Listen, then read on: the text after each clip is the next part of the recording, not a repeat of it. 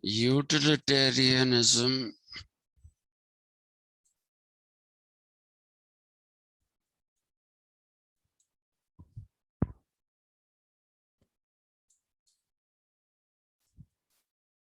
is a response to the skepticism of David Hume in or about rather about classical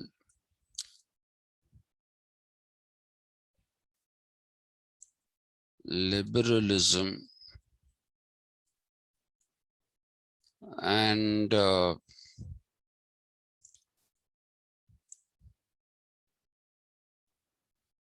natural rights. I'm not going to go and discuss these things again in detail because that will create a problem.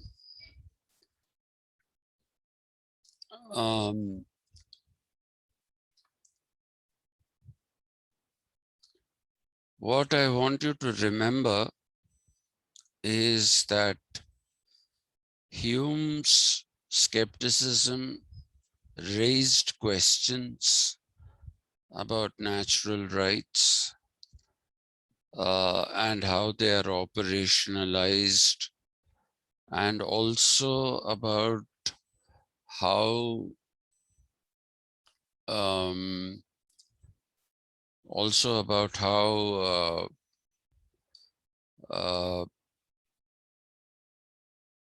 nature has told human beings that you have been given these rights.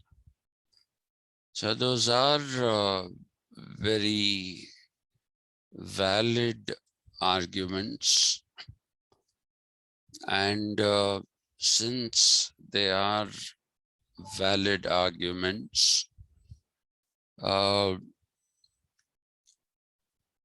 the birth of utilitarianism happened as a response to the arguments of Hume. The response bit should not be understood as, he criticized utilitarianism and utilitarianism responded. That is not what it is. Neither is it he criticized classical liberalism and classical liberalism defended itself. It isn't that. What I'm trying to point out here is that the response is that people understood the logic and the consistency of the criticism of David Hume against Lockean liberalism. Actually, it is against John Locke, but since it's also identified with John Locke is the progenitor of classical liberalism, and his followers adopted classical liberalism in the Lockean form only. So you can say it's about classical liberalism, but otherwise it's technically about John Locke. So this is a response in the sense that people, because Hume did not really end up, uh, he raised questions, very valid questions, but he did not end up giving answers. He didn't give very valid answers. Uh, he made an attempt, but he himself admitted that the attempt that he made did not produce results. So you will see that it is this utilitarianism is an attempt to try and find a solution to the problems raised by David Hume. So that response to, or rather the attempt to find solutions to the questions raised by David Hume is the response. That is the response we are talking about. Please be very clear about it. It's not a response as you ask me a question and I respond to it, or you criticize me and I respond to it. It isn't that at all. That is the thing that you have to remember first and foremost. Okay, neither is it a defense of classical liberalism. It is an abandonment of classical liberalism, a complete and total abandonment of classical liberalism. Okay, so I had discussed with you the whole notion of utility. Let us also clear up a few things about utility and its meanings here. So imagine that you're looking at a receptacle as in a mug, a jug, or a bucket. They all have utile or use value. They all have use value. If you have a pen, this pen has a use value. Okay, because you can write with this. So it's not a useless thing. That is how we look at utility in the commonsensical, what should I say, in the commonsensical understanding of utility.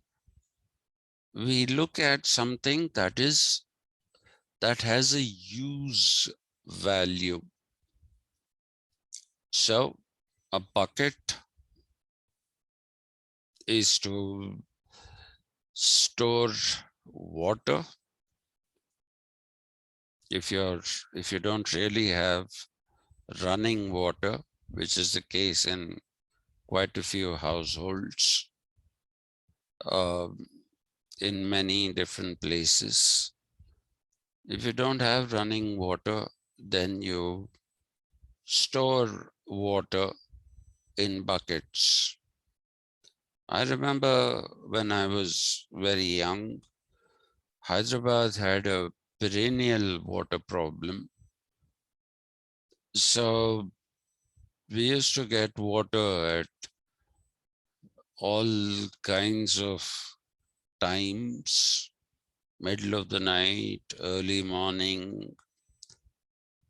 So people were checking when the water will come. And the moment the water came, people filled up as many buckets as possible, depending on the household and the requirement.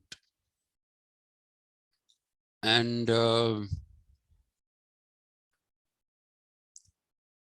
drinking water was filled up in separate receptacles. So you see, that way these are all having a utile value or a useful uh, component attached to them. So when we talk about utility in the commonsensical uh, way of speaking, we talk about utility as this. But the utilitarian philosophy, if you can really call it a philosophy, I don't really think that it is much of a philosophy. By that, it's not like I'm some great fellow who's saying I don't think it's a philosophy. There are a lot of people, lot of scholars in who are contemporaries of Jeremy Bentham, James Mill, who didn't think of utilitarianism as a philosophical system. They saw that more as a pragmatic uh, utility. Pragmatism is also utility. One of the meanings of pragmatism, it also has a negative meaning. That is not what we are doing here. The negative meaning of pragmatism is opportunism. That's not what we are talking about. Neither are we talking the old meaning of pragmatism, which is dogmatism. It's not that, we are not using that meaning either. The meaning that we are using is pragmatism as opportunism. If you have something, utilize it. That's what it is. So people just saw it as some kind of a pragmatic way of putting things so that people will live, people will try to maximize the utility of things. But that is not the thing that we are looking at. Initially, people thought it is a maximizing of the utility of things. But that cannot be the basis of legislation. That cannot be the basis of legislation. Utility of things cannot be the basis of legislation. So, utility of what can be the basis of legislation, especially after you have said there are no natural rights.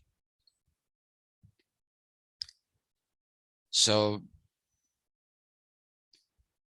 utility here became a very complicated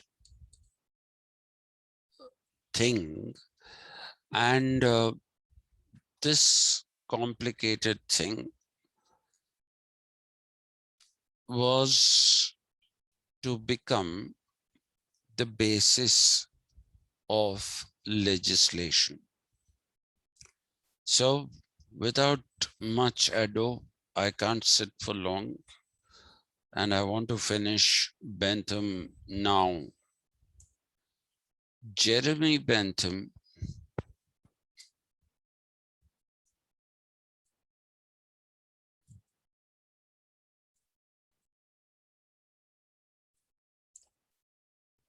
turned to Hobbes to base his philosophy in.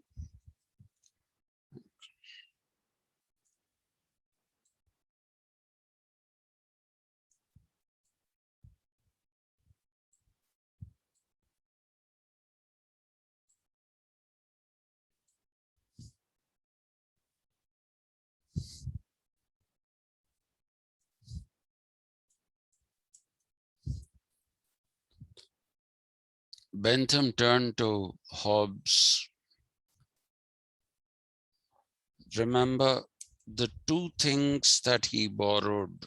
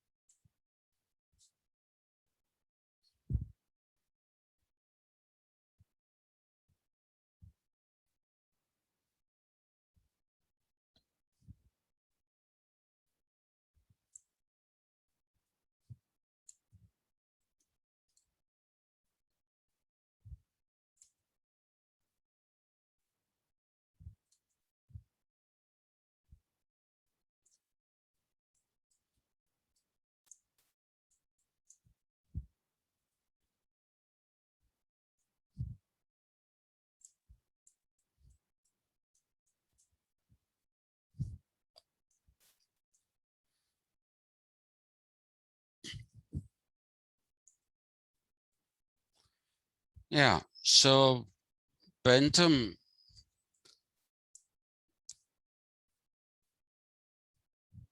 took recourse to Hobbes.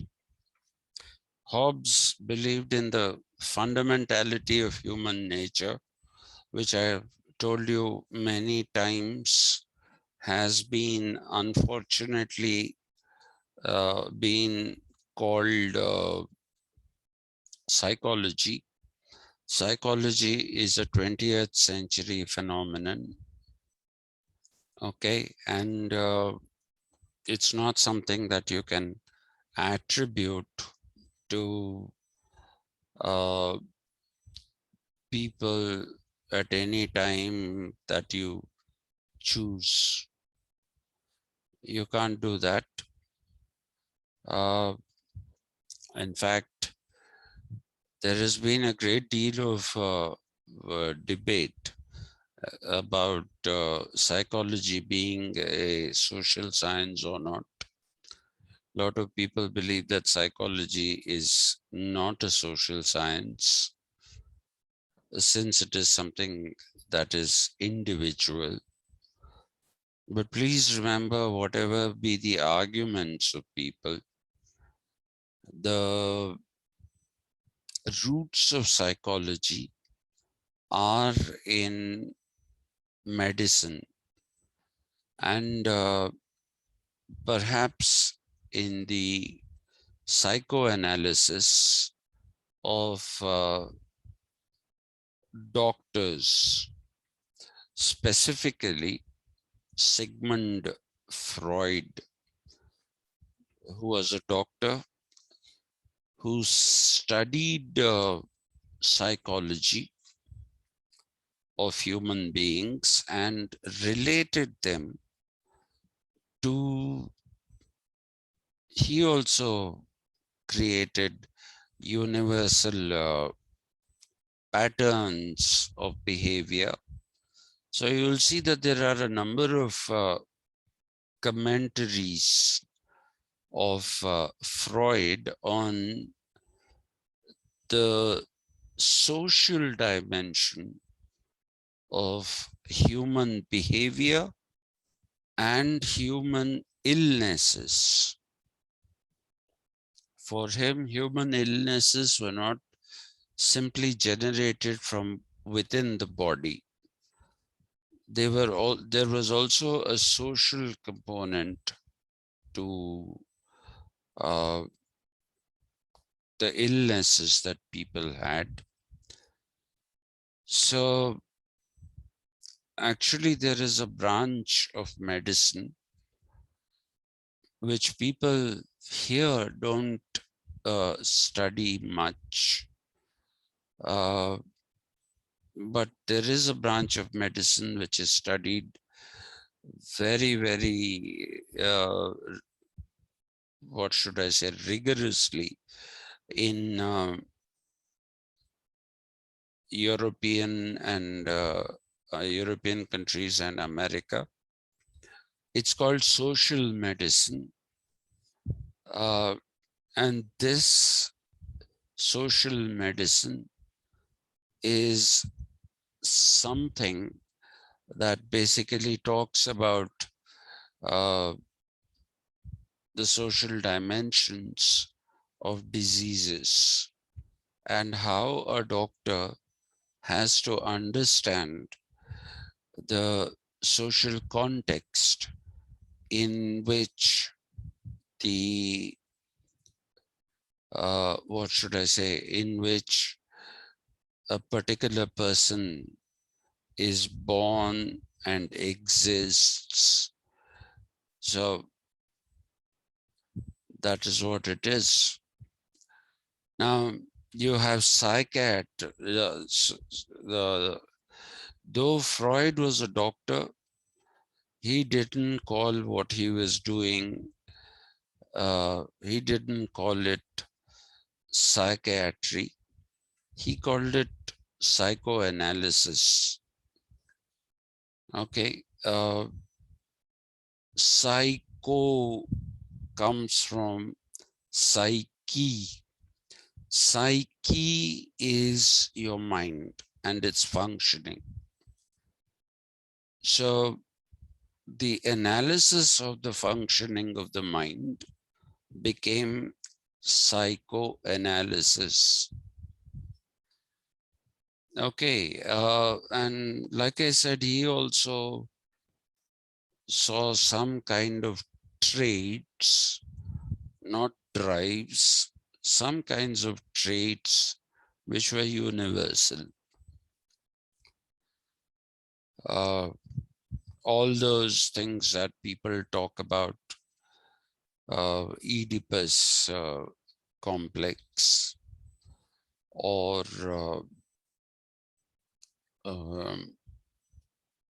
Oedipus complex is very badly understood in India. It's not a desire to have sex with the mother. The Oedipus complex is actually the desire to go back into the womb, the security of the womb of the mother. That is what it is. And could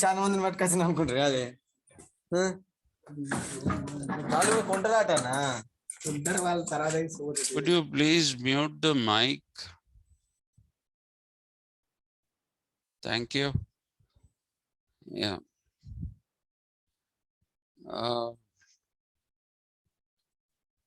So what you must understand is that is what Oedipus complex is. The desire to return to the comfort of the womb. of the mother. And then you have this thing which he said all women suffer from penal envy, because men can stand and urinate and women cannot do it. Some of them are questionable. Everything about Freud is not necessarily correct. Some of these are questionable, but this is not about Freud. So psychoanalysis, when it started becoming a little too esoteric, you find that psychiatry came up. Psychiatry also has two types of psychiatry. One is called general psychiatry these days. And this so-called general psychiatry takes, it is, though it is medicine, it is supposed to be informed. This kind of psychiatry, though it is medicine, it is to be understood as being informed by social practices, so not practices, social environment. So they in fact consider this to be extended social science. General psychiatry is considered to be more of a social science, as opposed to what is called neuropsychiatry. So the difference is, since I'm going into it because we are anyway talking about this, the difference is that general psychiatry is sometimes also called social psychiatry, or a part of that is also called social psychiatry. That believes in the social component of an individual's life. Okay, so if you typically go to a general psychiatrist, a general psychiatrist will ask you questions about what happened to you in the last few years or days or months, depending on the nature of your illness. And they would say that mental illness is a result of social pressures, social expectations that are placed on an individual. That's why it's also social psychiatry.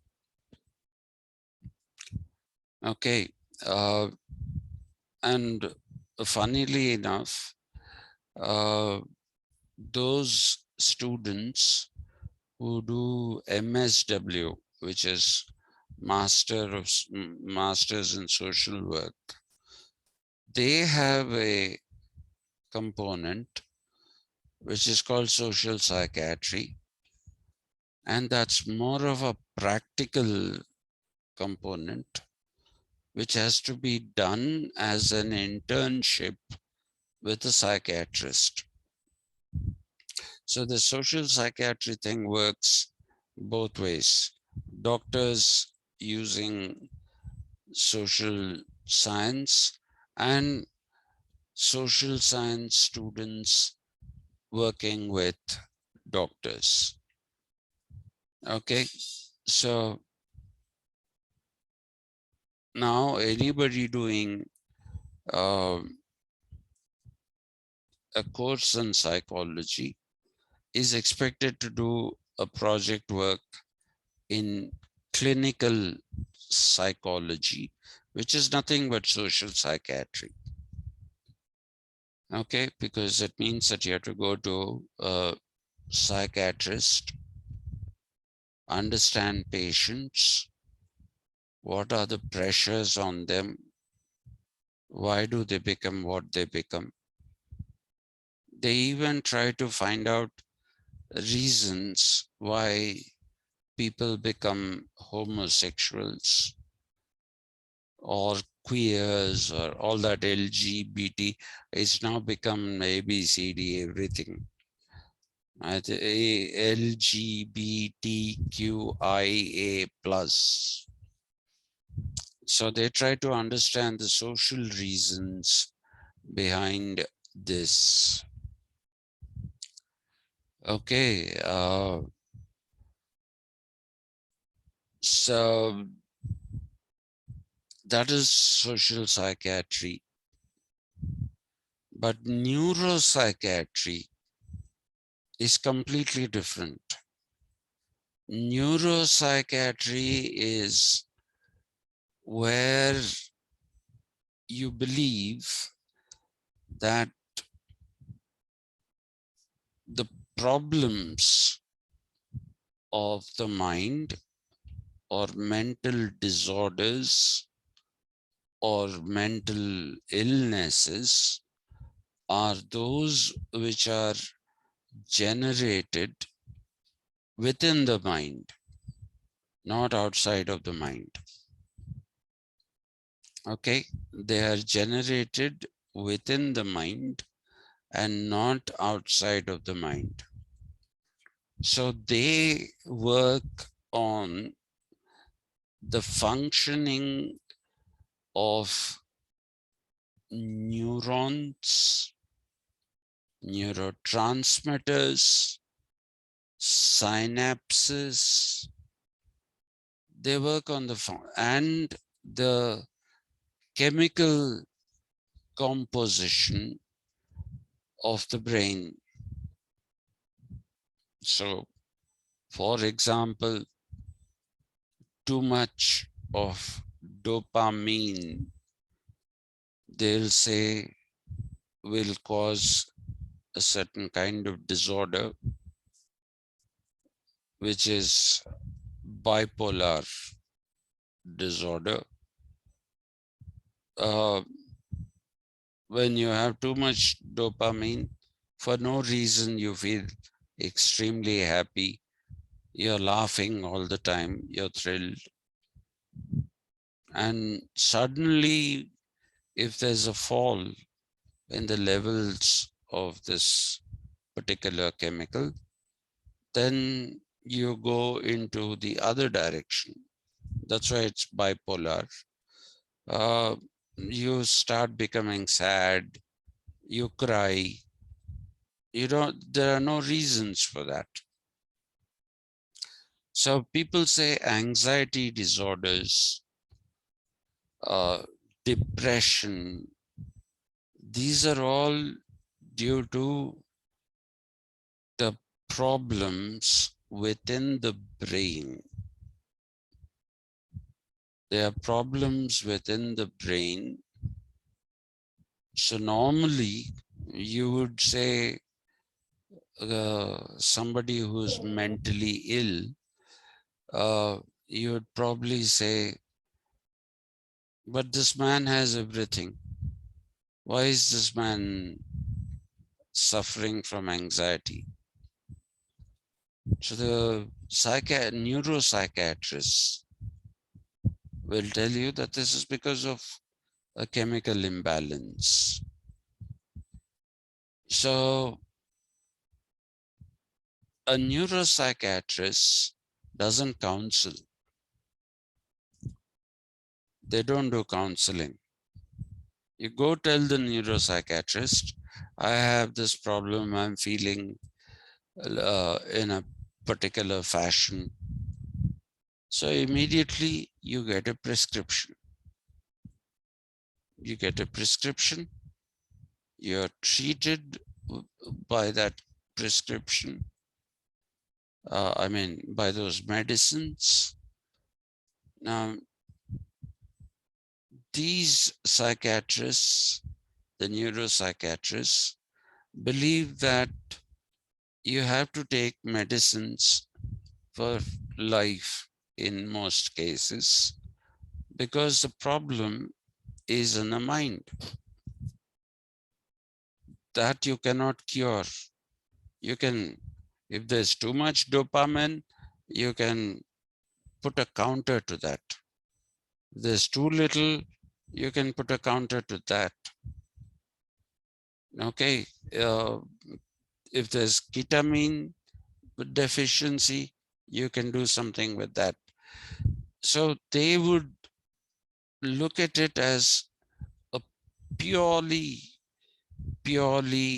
mental thing, nothing to do with the surroundings, nothing to do with the environment, not the environment as in the greater environment, but your immediate environment or any social practices. So they don't believe in that.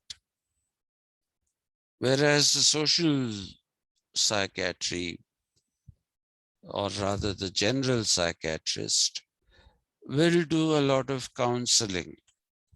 They'll ask you a lot of questions. They'll ask you why you feel the way you do. They dig into your past, and then they do give medicines, and they also do counseling. They'll sit you down and talk to you. Now, which of these works is something that is difficult to answer. Both schools of this have their own merits and demerits.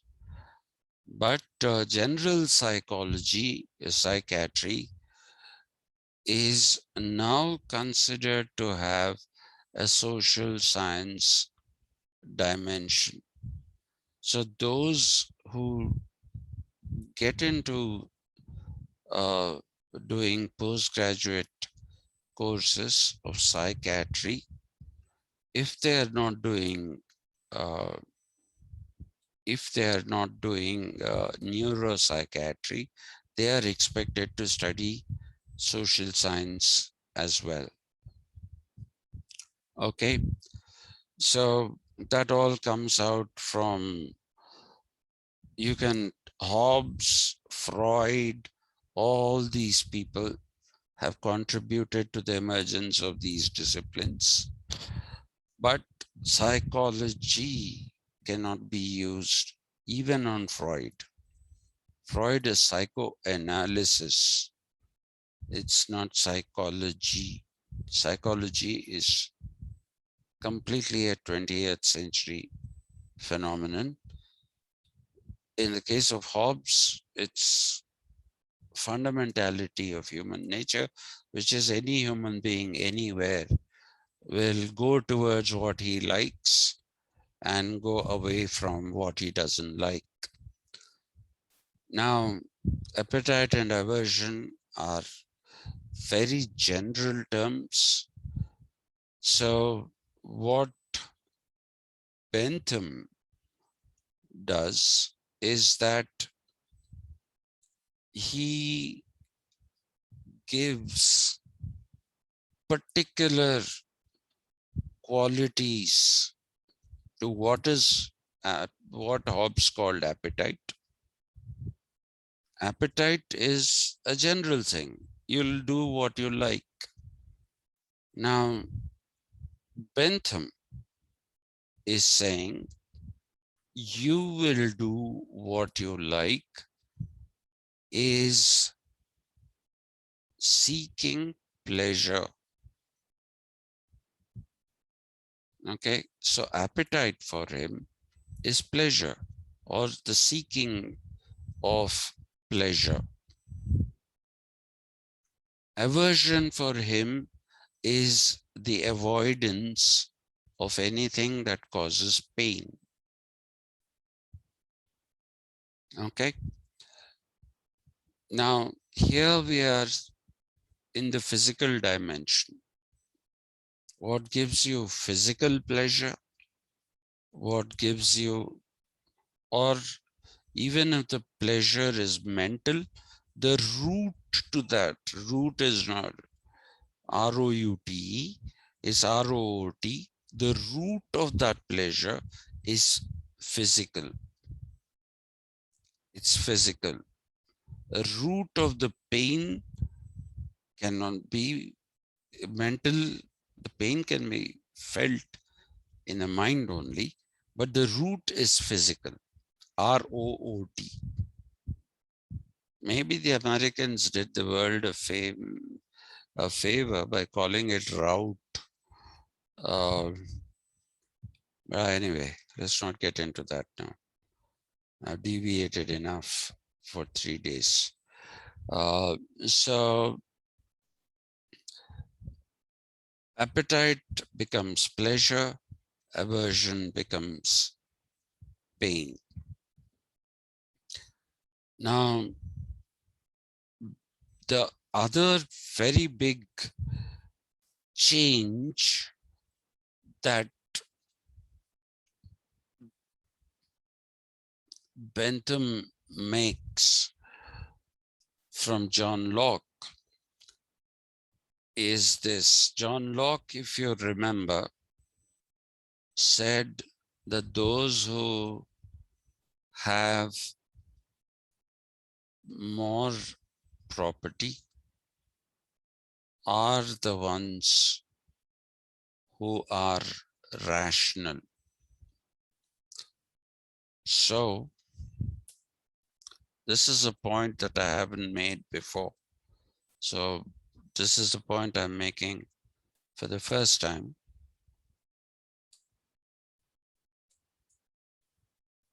In the context of utilitarianism.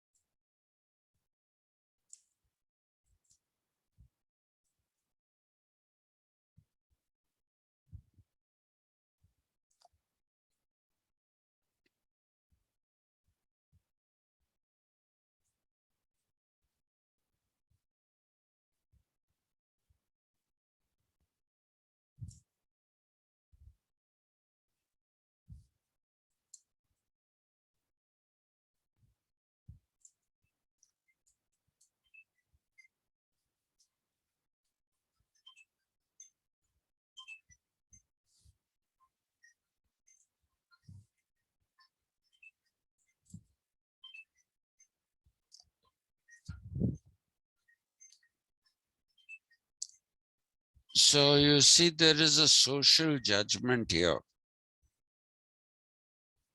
There is a social judgment in Locke. If a person had more property, then everybody said that this person is very rational. So if you go by the Lockean definition, the most rational person in India is Mukesh Ambani. Okay, the most rational person in the world is Jeff Bezos. The kind of property that they have. Okay, and those who have no property at all are the least rational. So there's a social dimension, a social component to this whole thing that John Locke built. So rationality could be judged by others by looking at one's property. Now, what Bentham does is attacks this principle and changes it. Bentham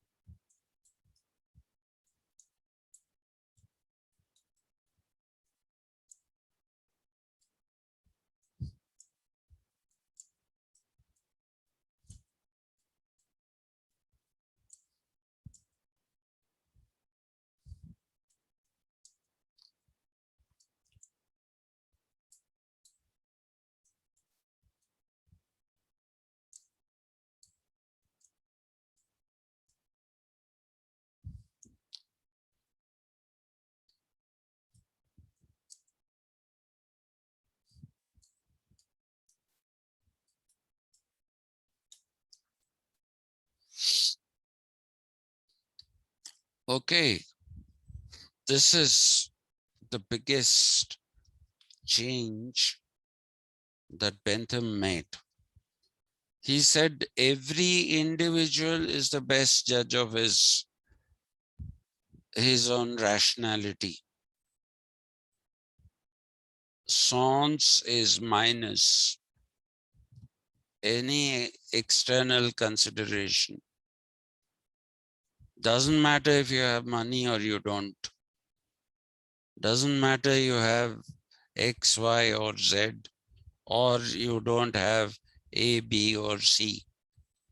As an individual, you are the best judge of your own rationality.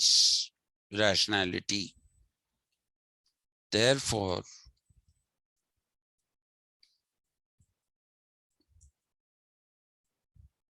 an individual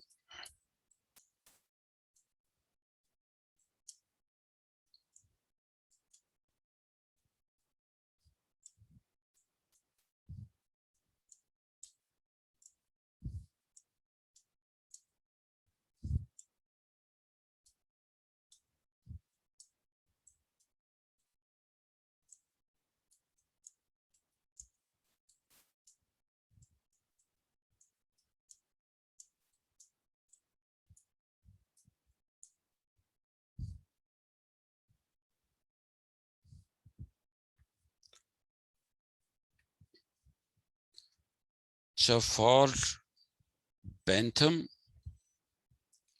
an individual was the best judge of his own rationality, and because he is the best judge of his rationality, he is also the best judge of the consequences of his actions.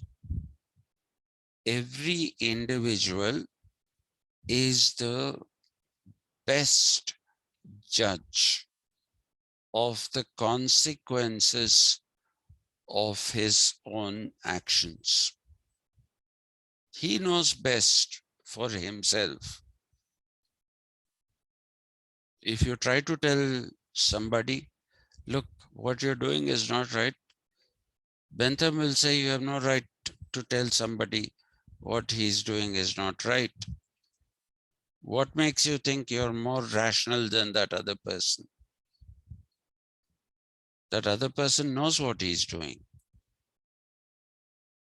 The other person knows what he's doing, and therefore he is the best judge of the consequences of what he's doing also.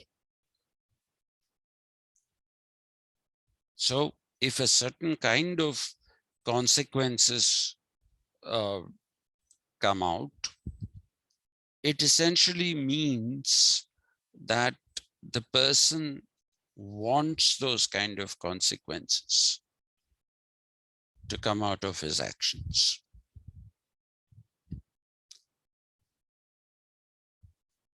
Can I stand and talk for a minute, please? Yes, sir.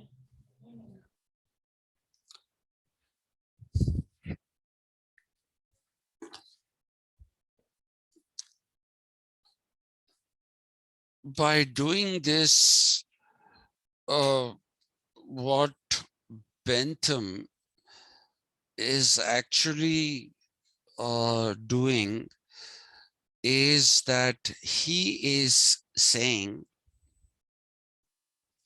that every individual is capable of knowing what gives him pleasure and what gives him pain. Okay, because of the fundamentality of human nature, everybody knows what gives pleasure, what gives pain, right? For example, we know that attending Satish Chandra's classes are painful. Everybody in this group knows that. And similarly, everybody knows that attending Dr. Yasmin's class gives the most pleasure, right? So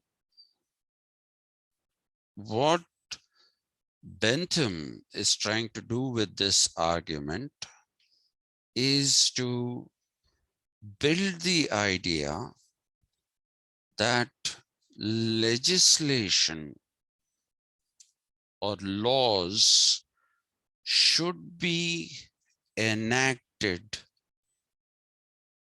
Legislation or laws should be enacted in such a fashion that they basically maximize the pleasure of the maximum number of people.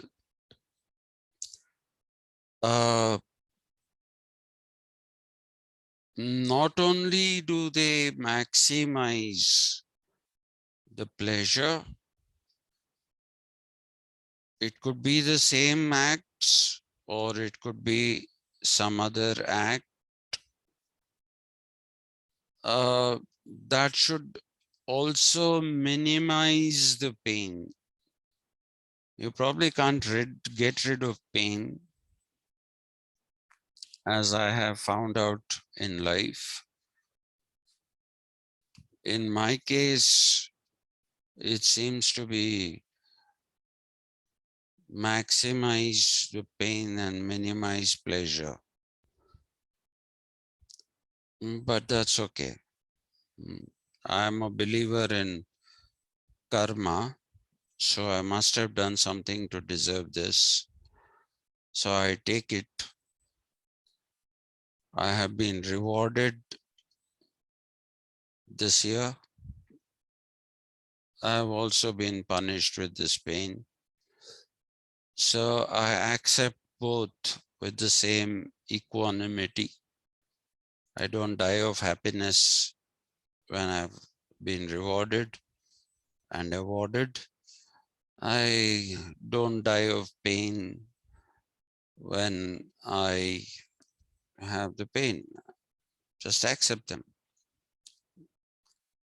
because I believe in karma, but that's a deviation. Why am I telling my story? This is about Bentham. So Bentham says that you should have a principle called, many people write it as minimax. No, it is better written.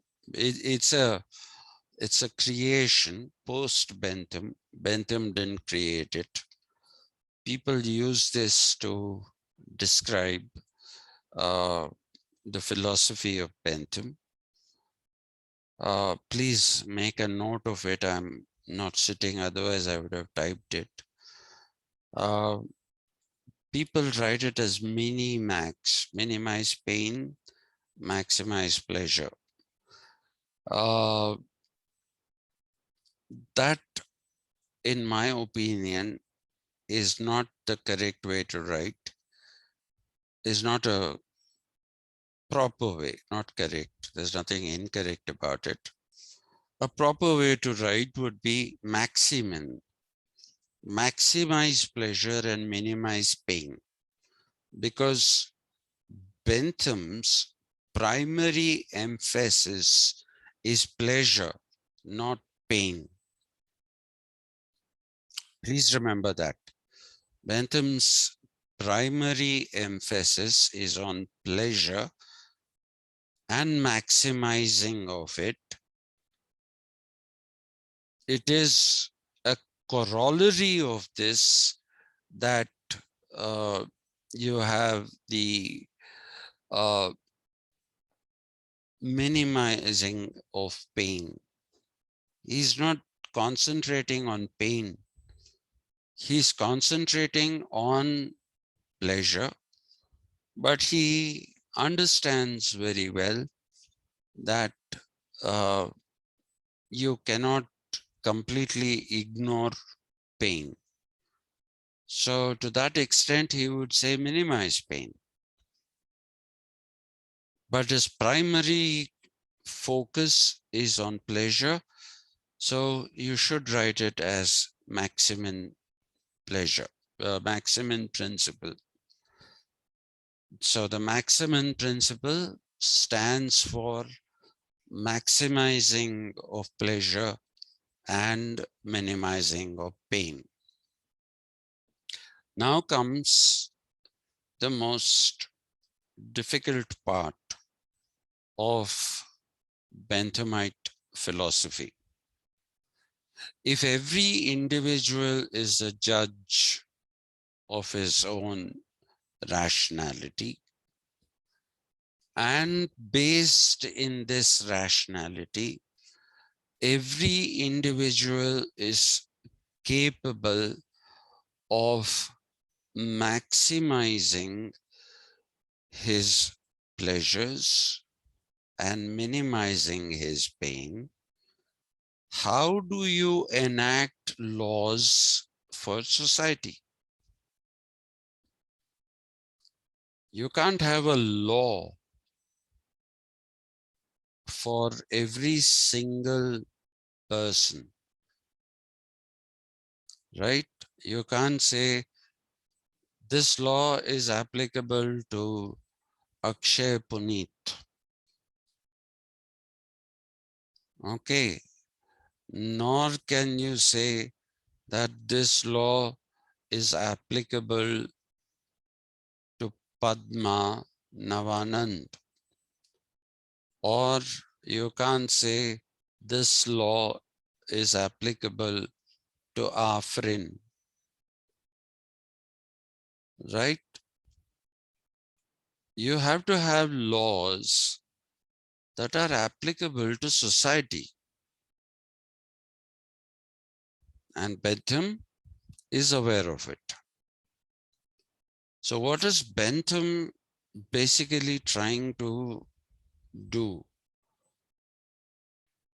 Bentham is trying to create a system.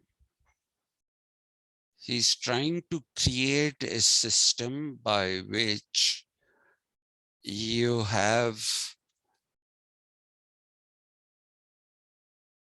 comparability of pleasures and composability of pleasures as well. I can't sit down, but I don't think I should not write this down.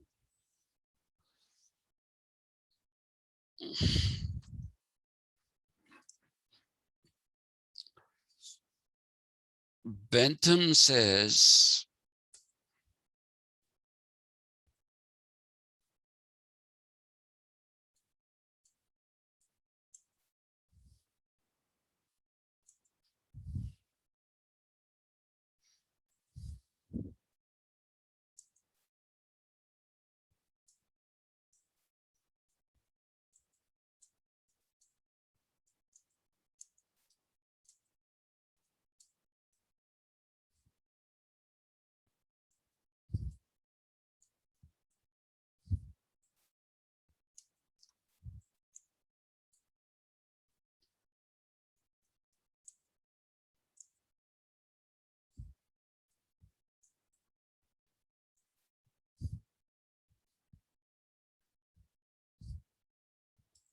there's something wrong.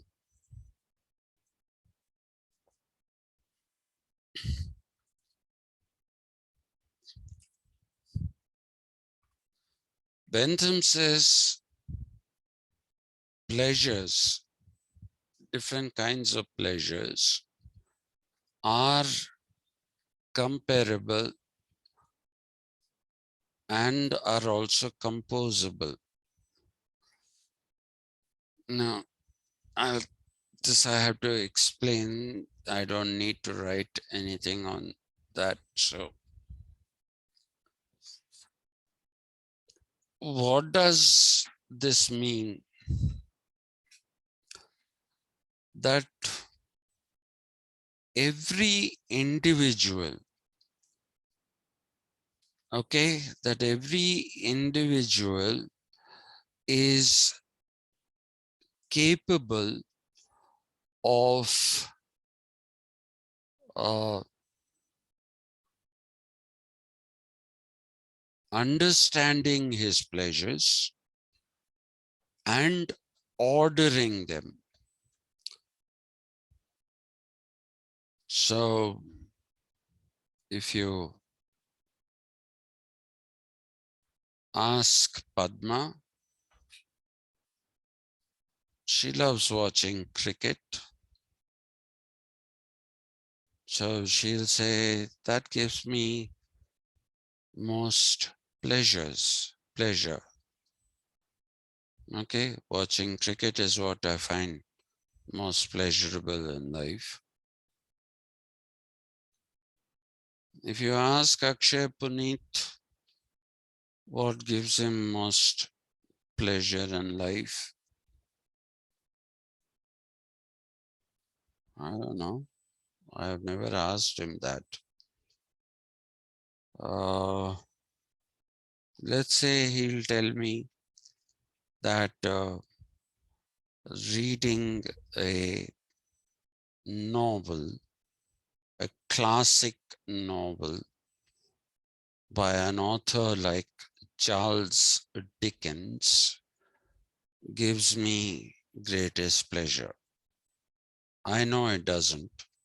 If it had, he would have joined English literature and not political science. Okay. If you ask the head of the department, he'll say playing politics gives me the greatest pleasure. If you ask me, I'll say eating in large quantities throughout the day gives me pleasure. So these are all different pleasures. But Bentham says they are all comparable. The pleasure that one person gets out of watching cricket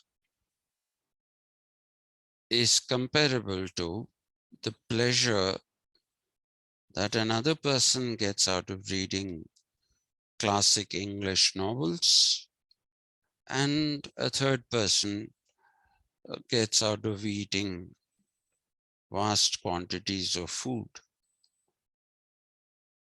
He'll say that these are all comparable. Not only are they comparable, they are composable. So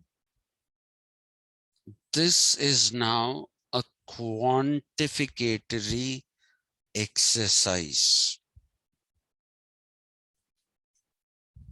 I am afraid I have to sit down again. Oh.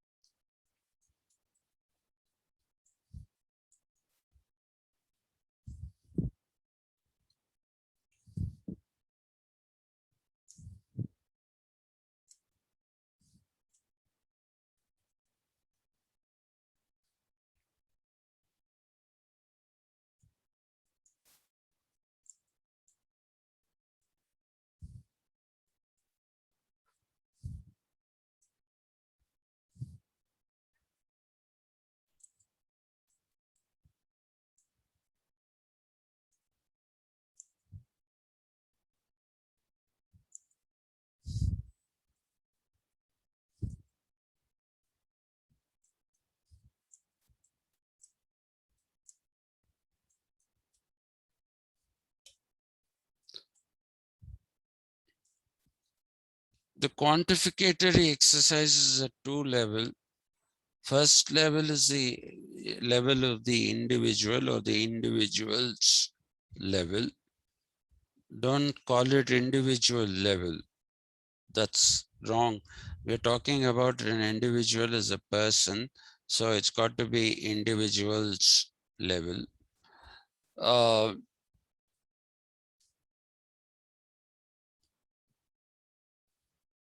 Padma doesn't only like cricket, she might like several other things. What she has done is she has compared the pleasure that she gets out of various different activities and has decided that cricket, watching cricket, gives her the greatest pleasure. Similarly,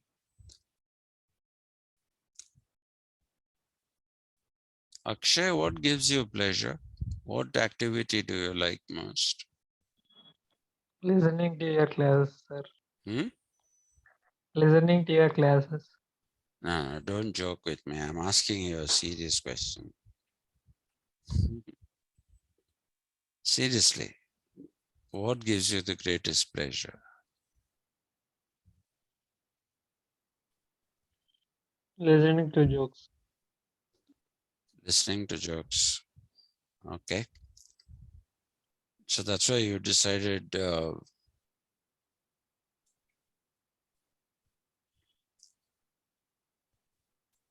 listening to my classes. Huh? My classes are a joke anyway. Yeah. Yes, sir. Akshay is a smart ass. Anyway, so Akshay likes listening to jokes most. Rachna Garu, what do you like most? Um, Hmm? mm, Meditation yoga. While Okay, doing. right. So we'll call it meditation. All right. But it's not as if Rachna doesn't like doing other things. She'll like doing other things. Akshay likes making jokes on me. Padma loves cricket the most. But these are not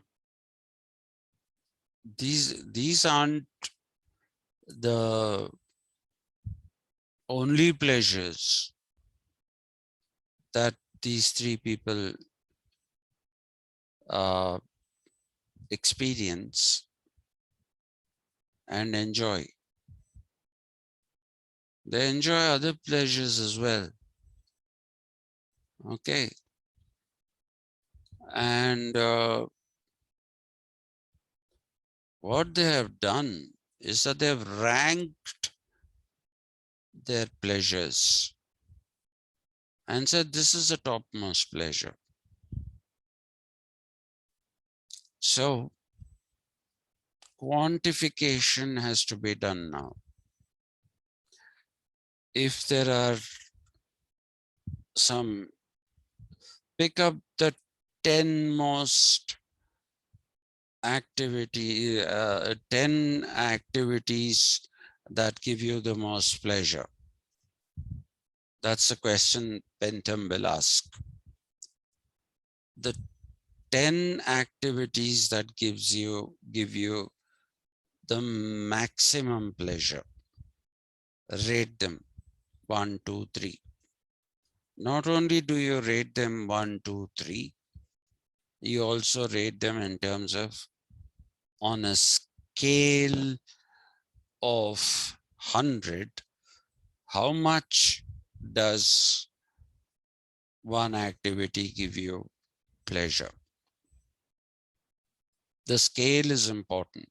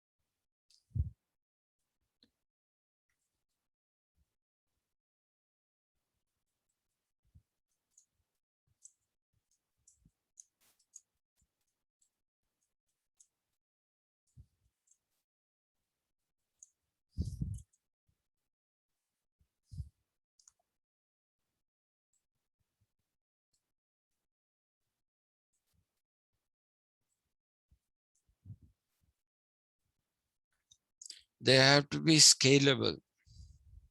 So it's not sufficient to say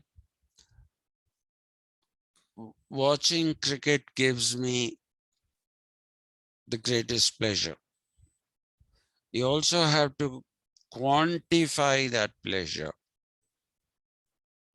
Okay, you have to say on a scale of 100, 90 is what I give to watching cricket. If you ask me, I'll say, if somebody asks me, what gives you the greatest pleasure? I'll say watching motorsport. I'll say watching sports. Let's put it that way. And then somebody will say, what is it that you like most among sports? I'll say motorsport. Then people will ask me, in motorsports, there are different kinds. there is Formula One, which involves formula cars. Then there is MotoGP, which is motorcycle racing. There is World Superbikes, which is also motorcycle racing. And yes, sir. Sir, activities which are productive will give less pleasure. Activities which are unproductive gives us more pleasure. Now I'll come to that. There are problems with it. I'm first talking about what he wants. Okay, I'll come to that. Some people, you have sadomasochism, where inflicting pain on yourself. No, don't laugh. If you inflict pain on yourself, or if you inflict pain on others, it gives you pleasure. So this is not something which is, so well constructed that you can't find fault with it. You can find lots of faults with it. And that is why right in the beginning, I told you, it's a peculiar English philosophy. English as in England, came from England, but it has become important because it is there in the laws of most colonies of the British that the British once had. So there are problems. I'll come to that. So now, if you ask me to say motorsports, what gives you the greatest pleasure? I'll say motorcycle racing. So give it a value. So I'll say MotoGP. The value I give MotoGP is 95 out of 100. The next most pleasurable activity is watching Formula One. That gives me 90. Then watching World Superbikes. That gives me 89, 88. World Rally Championship. That gives me 70. I'm not dying to watch that. Touring Car Championship. Maybe 75. So you scale the motorsports. Then you say other sports. Watching cricket gives me, say, 50. Watching English Premier League gives me 70. Whatever. So you have to put a numerical value. So these numerical values which you put, and that is the reason why Bentham said that you are the best judge of your own pleasures, of your own rationality. You are the best judge of your own rationality because you are going to attribute numerical values to each of the pleasures that you experience in life. To each of the pleasures. Similarly, activities that give you pain you have to give numerical values. You ask me a death in the neighborhood, somebody I don't know. Don't even see that person's mortal remains. But you tell me 3 houses away, somebody passed away. I just can't take it. I just can't take it if the body is still there. I'll be very, very anxious. I'll be very, very depressed. So I'll give it a scale of, on a scale of 100, I'll give it 100. I'll give it 100. Death rituals, on a scale of 100, I'll give 150. I can't watch death rituals. They are horrible. So you have to, okay, that 150 was an exaggeration. Even that is 100. Anything to do with death is 100. Sir, that is quantification of pain, right then? Sorry? We are talking only about quantification of pleasure, right? You also quantify pains. Okay. You also quantify pains. Okay. Because you have to know what, this is a secondary thing. This is a secondary thing, but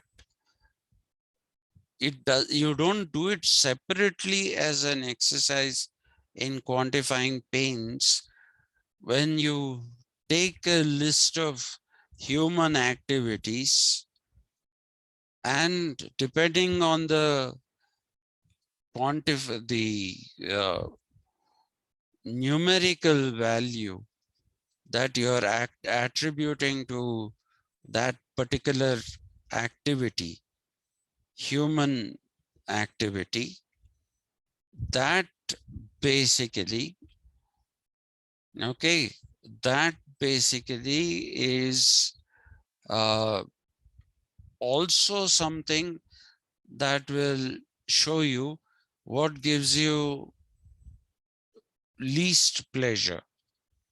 That becomes pain. Activities that are least pleasurable are painful. Yes, ma'am. Yes. I can't hear you, ma'am. Okay. So the activities that give least pleasure are the painful ones. So legislation, as far as Bentham is concerned, has to be done in such a way, laws have to be created in such a way that they maximize the pleasure in terms of percentages, maximize the pleasures of the maximum number of people in the country or in society. So I suppose in India, it wouldn't be, I wouldn't be very off the mark if I say that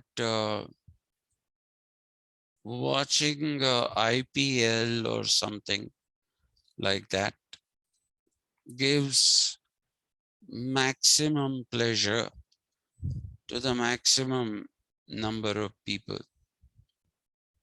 I suppose you can talk about that realistically. As far as Akshay's question is concerned, what about productivity? Productivity is not included in I don't want to work. That is not either a pain or a pleasure. You're having to work is not a part of legislation. You don't create laws which say people needn't work. You don't say that, because if you say that, then obviously there's no productivity, no generation of social wealth. None of those things happen. None of those things happen. So those are all not included in the legislation, because this is something against natural rights. This is something against the idea that only those people who have wealth are rational. It is against that. It is against that. Not against saying, somebody says, I want to sleep. Most people, you don't give an option. Do you want to work or do you want to sleep? People will say, I want to sleep. So that is not, doesn't come into the equation at all. You have to work, whether you like it or not. If you, and Bentham has a solution for that. If you are deviant, if you say, I don't want to work, then he'll put you in the Panopticon. Okay? He will put you in the Panopticon. If you say causing pain to myself or to others, sadomasochism, which today psychology and even psychiatry recognize as valid emotions. Okay, they are not taken as deviant emotions, they are taken as valid emotions. But Bentham took them as deviant emotions. Not wanting to work, not wanting to contribute to social wealth, not wanting to be, again, useful, not wanting to be useful to society, or drawing pleasure from pain, wanting to inflict pain on others. All these are deviant. And he devised a prison called the Panopticon.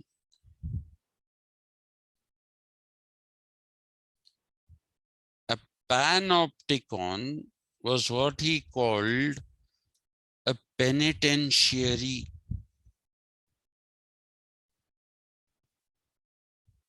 Have you heard the word? Repentance. Penitent means repentance. Right. Being penitent is being repentant.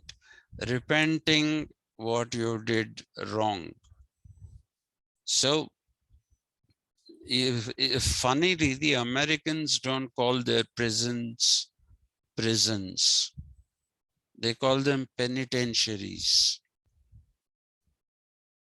Okay, which is, by putting you there, they make you repent what you did. whatever be the nature of crime. So this prison, which is called the Panopticon, is a circular structure with corridors and rooms. And in the center,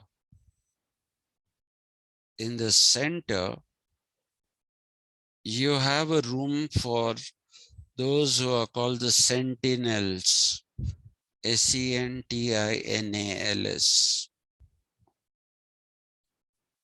Bentham had a system of brutal punishment. Brutal punishments. Let's not go into that because nobody asks you about it. I'm only going examination wise teaching. And actually, I've gone beyond that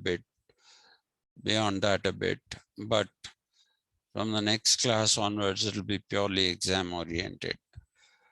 So he creates a penitentiary in which you put these people, subject them to horrible punishments, and after that, put them in that cell. Put the person in the cell. And not only do you put the person in the cell, you basically start looking at how the person is behaving before punishment and after punishment. So the sentinels or the observers who are sitting in the middle room can see the corridor is not very long, it'll just be some 4 feet or 5 feet long. They are keeping a watch 24 hours a day. Bentham invented 24/7 in his Panopticon. He called it the Panopticon because he wanted people to be observable all the time. That is the reason why he called it the Panopticon. So if you're in the Panopticon, you're observed 24/7. How much improvement is there in your behavior is measured on a daily basis. If you don't improve, the punishment becomes severe. Or if you become rebellious, then it becomes even more serious.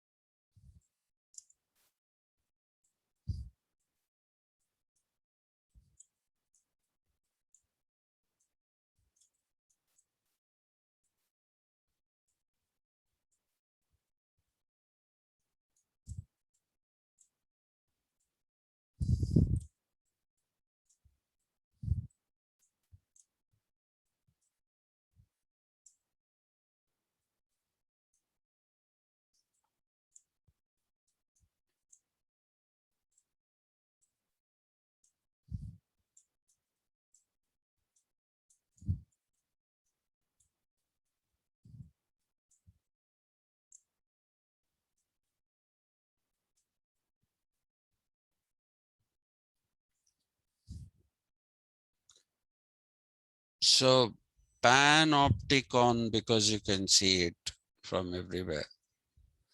So if your behavior deteriorated, then you're given greater punishment.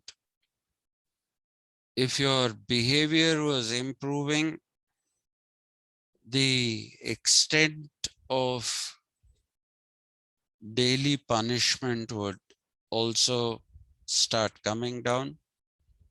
The intensity would come down if you were being good, falling in line with society. Okay. And if you were all right, Bentham would say, release them. Release these people back into society. But if they are not improving, keep them in the Panopticon, keep punishing them.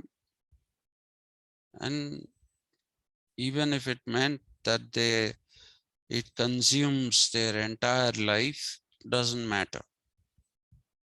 They should not be in society. So Bentham's laws, legislation,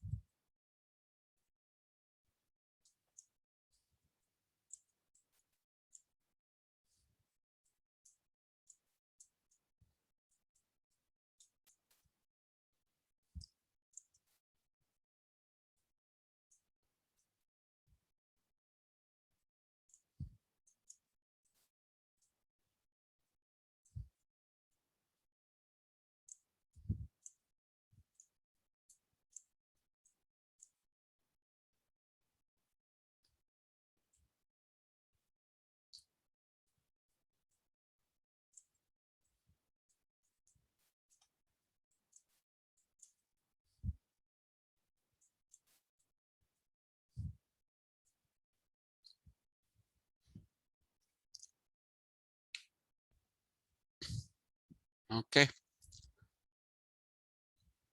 Now there are criticisms of Bentham, which I don't want to go into. This has become a very long class as it is. I'm sorry. The next class will be a short one. Actually, I intended to take another class in the evening on John Stuart Mill and finish him off, but I don't think I can do it anymore today. My pain is killing me. Otherwise, Bentham might put me in the pain of the Panopticon or even Panopticon.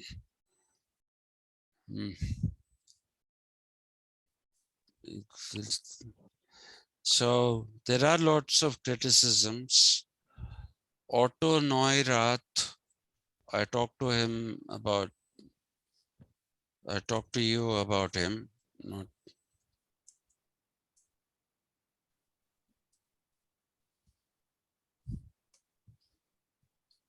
a logical positivist.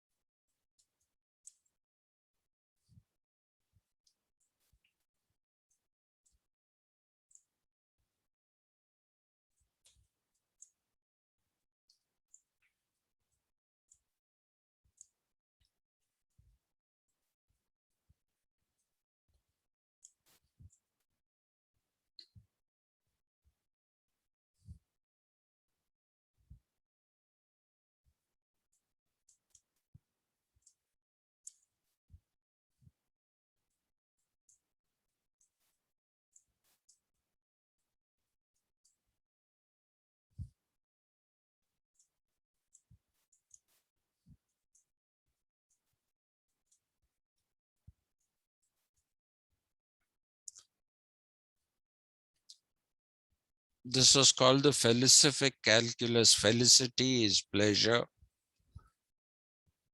So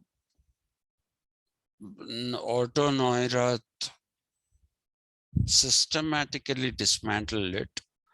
It'll take about at least a month to teach that, because first, I've not taught you the Felicific Calculus. I'm only telling you that the Felicific Calculus is what was used by Bentham. Okay. I didn't tell you how he arrived at it. There's a great deal of mathematics in it, which I'm sure you're not interested in right now. And there is an equal amount, if not more, in Otto Neurath, who basically dismantled the Felicific Calculus completely dismantled it. Okay, and the Felicific Calculus is not only called the greatest pleasure of the greatest numbers, some people even call it the greatest happiness of the greatest numbers. Now, please remember one thing. The greatest happiness of the greatest numbers, or the greatest pleasure of the greatest numbers, was not used by, the greatest happiness of the greatest numbers was not used by Bentham. That is a construct that came from, if I'm not mistaken, I don't remember this well, it came from Herbert Spencer. Okay, not from Bentham. Bentham's invention, or rather the term that he invented for the calculation of pleasures, that's all he said. He also didn't talk about the greatest pleasure of the greatest numbers. But the calculation of the greatest number of greatest pleasures, he called it the Felicific Calculus. So the word that, the phrase that Bentham used himself for his philosophy is Felicific Calculus. These others are, this is a borrowed expression from Spencer, And I'm not sure of that. I'll try to check and tell you. The greatest happiness of greatest numbers. In fact, you shouldn't be using that. Happiness is a qualitative uh,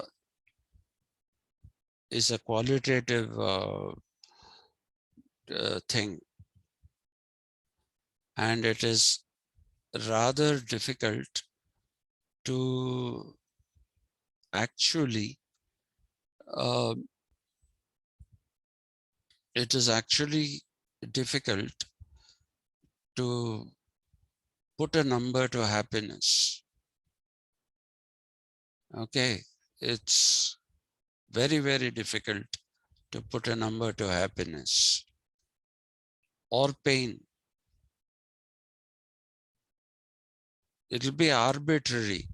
If you say on a scale of 1 to 10, how much pain are you feeling now, Mr. Satish Chandra? I don't know. I'm feeling a lot of pain, but I don't know how much it is. Do I say 7? Do I say 8? It's difficult. You can't put a number to things that are felt emotionally. Pain, pleasure, happiness, all of them are those which are felt emotionally. So to put a number to that is a very, very arbitrary task. It's arbitrary. That is what John Rawls in his theory of justice, he has a section dedicated to critiquing utilitarianism, because the laws in the United States of America are all derived out of utilitarianism. And like I told you, a number of laws in India are also derived out of utilitarianism. They are derived out of utilitarianism. And so the greatest happiness of the greatest numbers is something that Bentham didn't use anyway. Bentham did realize that something which is in the nature of an emotion cannot be quantified. So that's why very cleverly he called it just the Felicific Calculus. The other problem that you have with the Felicific Calculus is that attitudes change. Attitudes change. At one time, despite being good at maths, I didn't want to do maths. Yeah. Sir, if laws are made on the principle of utilitarianism, then 90% of property or what do we say? Property? Wealth is at the 10% of people population. 90% of wealth is at the hands of 10% of population. Then what is what possible? is? No, he is not talking about property at all. He doesn't care if 90% of the population has property and 10% don't have, or He's not bothered if 10% of the population and 90% don't have wealth. 90% of wealth is with 10% of It population. is not about wealth. That's what I'm trying to tell you. That laws must be based on utilitarian principles. Yeah, Yes, sir. utility. Utility is your pleasure, not wealth, not how much you have earned. That's why I told you right in the beginning, understand the fact that the word utility here does not have the regular meaning of utility. Okay? It doesn't have the regular meaning of utility. He is deliberately talking only about emotions. Deliberately talking about emotions. He's not talking about wealth. In Bentham, you don't find wealth, mention of wealth at all, because that is a rejection of the principle of John Locke. It is a rejection of the principle of John Locke. So it doesn't talk about wealth. He believes that pleasures and pains are independent of wealth. And even if you're a beggar or whatever, you're a rational person and you can judge for yourself as to what gives you pleasure. If, let me go by your example, Bentham will say that if a great number of people are feeling that we are not having pleasure because we don't have wealth, and wealth is concentrated only in some hands. If a great majority of people say that, then he will say devise laws by which there'll be a more equitable distribution of wealth. Look at why wealth is getting concentrated in a few hands, which is what John Stuart Mill does in his utilitarian phase.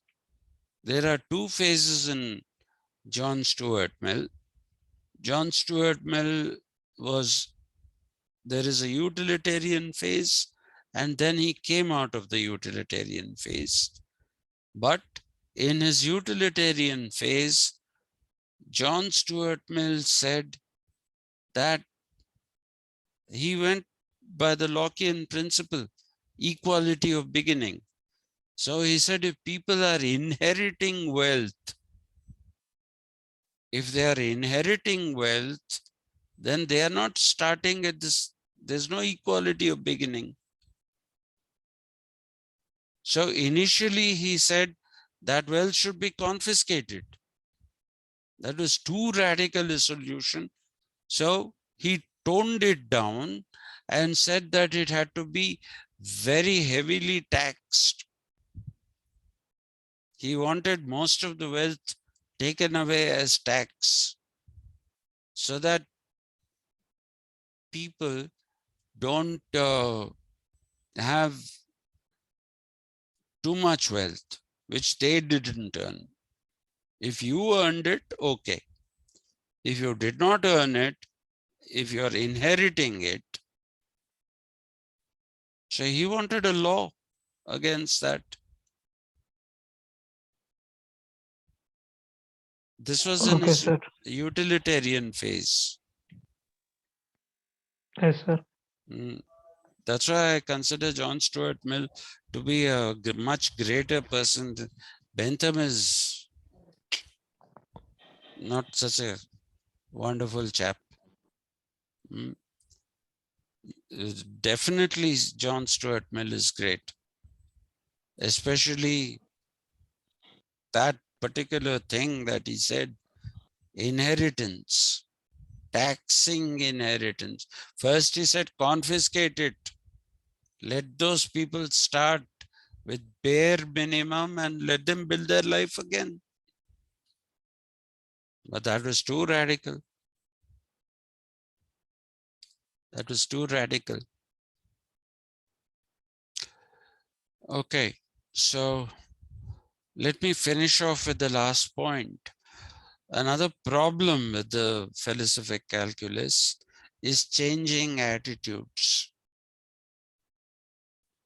Now, are you periodically going to conduct a survey of pleasures?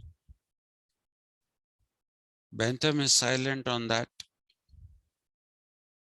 Now, at this at this stage in my life,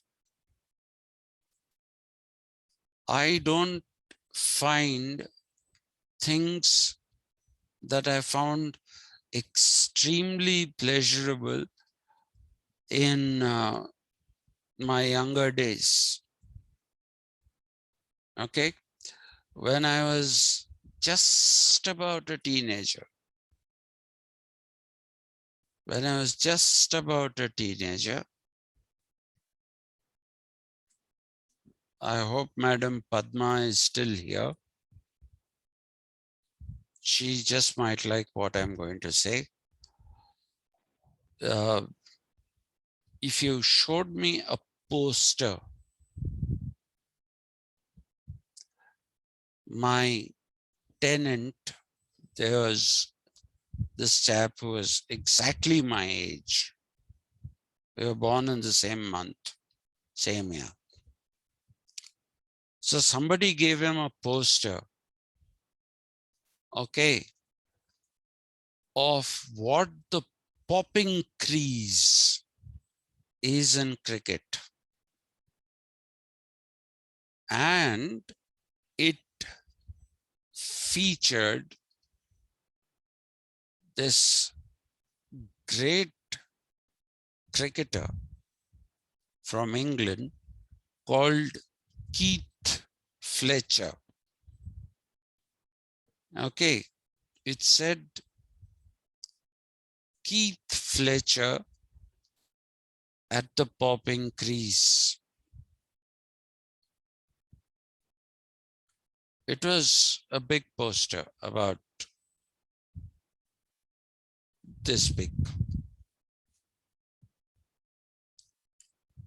Seeing that poster, it was in the evening. My friend, my tenant and friend, he called me. It was at 8:30 in the evening. I went down and he said, look what I got. And even I almost was delirious with happiness. Seriously, I'm telling you. Seriously delirious with happiness. So when you're young, a lot of things give you happiness, pleasure, which they don't once you grow old. Not in all people. In some people, they continue to do so. But in a lot of people, they change with age. So if those are going to change, are you going to continue with archaic laws? Are you going to continue with archaic laws? Let me come back to Article 377. When is it from? 1848, I think. Okay, where homosexuality and sodomy was a crime, which today should not be seen as a crime. People have come out of the closet. They declare themselves to be who they are. So it's no longer a law which is in spirit of the times. Bentham doesn't say anything about how frequently do you conduct the survey that will lead to the Felicific Calculus and its results and changing of laws. He doesn't mention that, which is what makes utilitarianism a difficult thing. That is the reason why Mill abandoned utilitarianism. He was schooled by his father, a strict utilitarian. He was schooled as a utilitarian, but he abandoned utilitarianism completely. So that is a problem with utilitarianism. But please remember, though this is a lot of people will consider utilitarianism to be nothing more than English teapot teacup whimsy. That's what it is called by a lot of people. But you must understand that this is what is there in the constitutions and in the laws of the maximum number of countries in the world, because the English were the people who ruled most of these countries, and it was the English who gave the legal system. Our constitution, which people think was written by Ambedkar, no, 80% of that or even more written by the English. Otherwise, where did 377 come from? Homosexuality and sodomy has never been a crime in India. I also tell you, I gave you the example the other day, Khajuraho. Sex was not taboo. In India, sex was not taboo.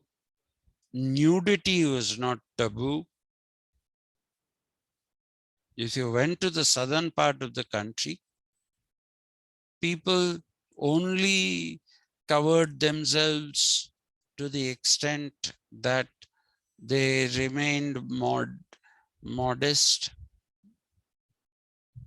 because coastal areas were so, what should I say, humid and sweaty.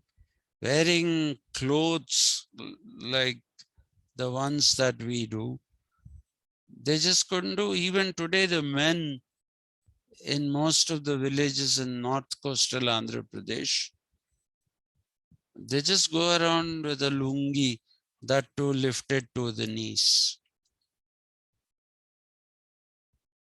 No big deal. But Victorian thinking came along with Benthamite thinking. And what is Victorian thinking? Victorian thinking was that cover the legs of a table, chair. They should not be visible. A transparent veil was a must for women. So Victorian England was like that. England has changed. we are still Victorian. We are still Victorian. So much so, up north, a girl wearing jeans is considered to be indecent.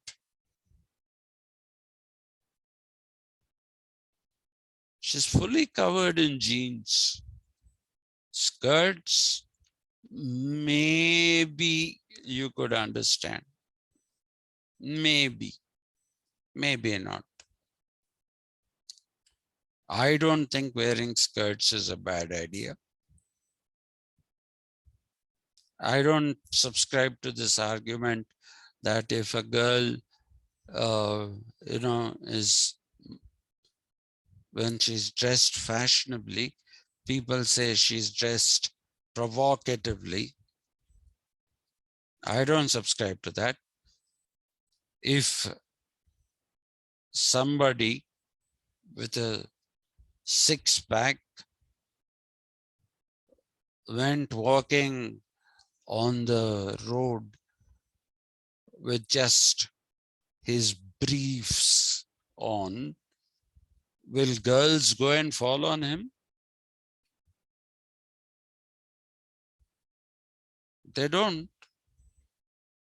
So if the girls don't go and fall on a man who's got a great body, wonderful looks, and is only clothed in his briefs, cut drawers, if that person is not going to be mobbed by girls and they're not going to fall on them, how can you say that a girl who's dressed fashionably is dressed provocatively and therefore people are raping? I can't think of a more perverted argument than that. And the sad part is that I've seen programs where women are complaining that our girls are dressing badly. What nonsense is it?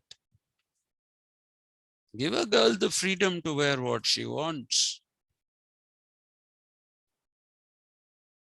Why is it anybody else's concern?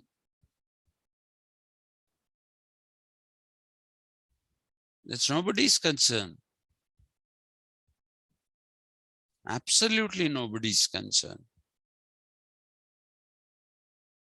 If a male can do whatever he wants, wear whatever he wants, why can't women do the same?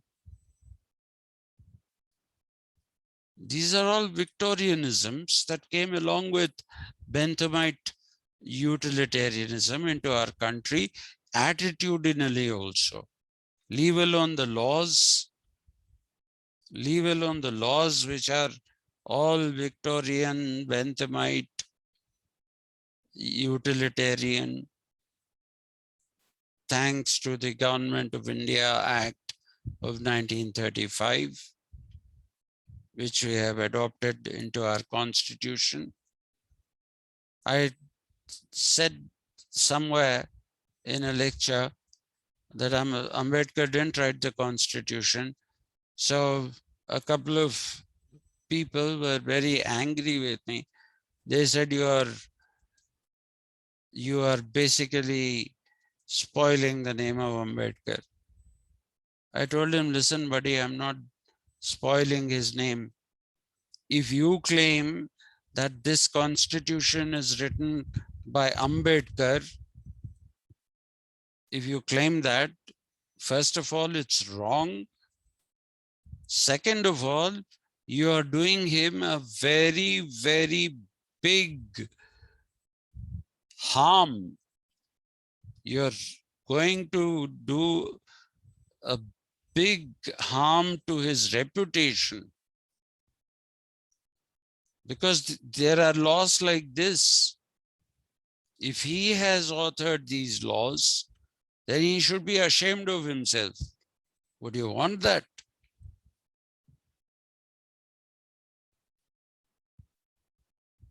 So let's end it. Thank you.